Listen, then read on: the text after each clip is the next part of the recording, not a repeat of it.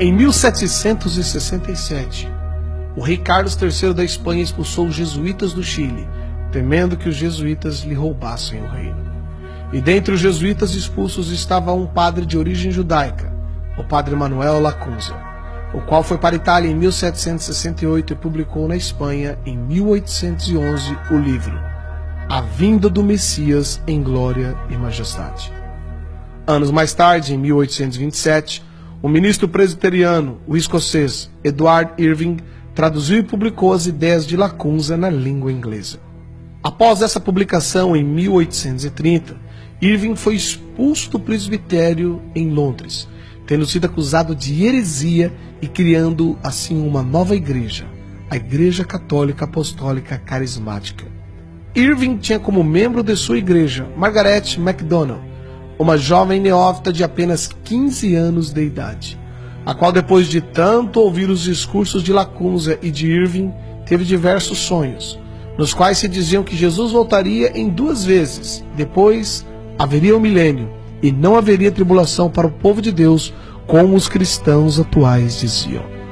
Irving havia se especializado em escatologia, a doutrina dos acontecimentos do fim do mundo, e se julgava conhecedor dos assuntos apocalípticos. Irving então juntou tudo isso e divulgou esses ensinos no jornal O Relógio Matutino. Nessa mesma época apareceu William Miller, fundador das doutrinas adventistas, o qual previu que o retorno de Jesus se daria entre 1843 a 1844. Quando percebeu que Cristo não veio, Miller tratou rapidamente de mudar as suas ideias e as suas datas, e inúmeros seguidores o abandonaram. Porém, um grupo permaneceu e fundaram assim a Igreja Adventista do Sétimo Dia. Tempos depois, em 1859, um maçom, John Nelson Darby, estudante de direito, pregador anglo-irlandês, organizou as ideias do padre jesuíta Lacunza, de Irving, de Margaret MacDonald. Darby ensinou que a igreja seria arrebatada antes da grande tribulação, que para ele duraria 7 anos.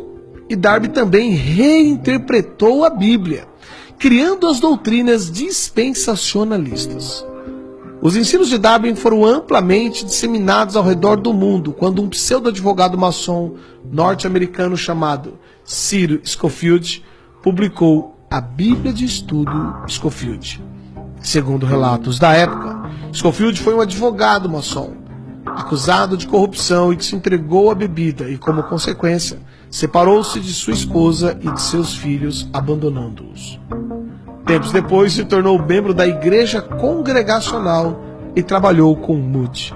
Scofield divulgou amplamente o sistema teológico, desde Lacunza até Darby, o qual afirmava que o retorno de Jesus Cristo ocorreria antes da grande tribulação, e, portanto, os cristãos não deveriam preocupar-se tanto assim.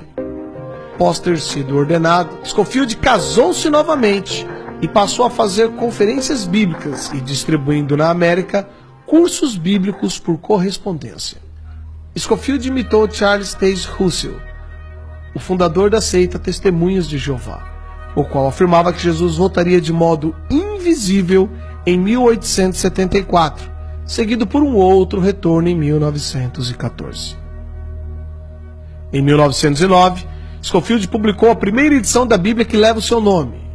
Ele foi patrocinado por banqueiros que tiveram interesse de que essa nova doutrina fosse divulgada. Entre eles estava Henry Drummond, um rico banqueiro inglês e envolvido com ocultismo e práticas de hipnose. Foram distribuídas nos Estados Unidos gratuitamente milhares de cópias dessa nova Bíblia de Estudo, a Bíblia de Estudo Scofield. A partir dessa nova crença, mudou-se a mentalidade dos cristãos americanos e, em seguida, de todo o mundo.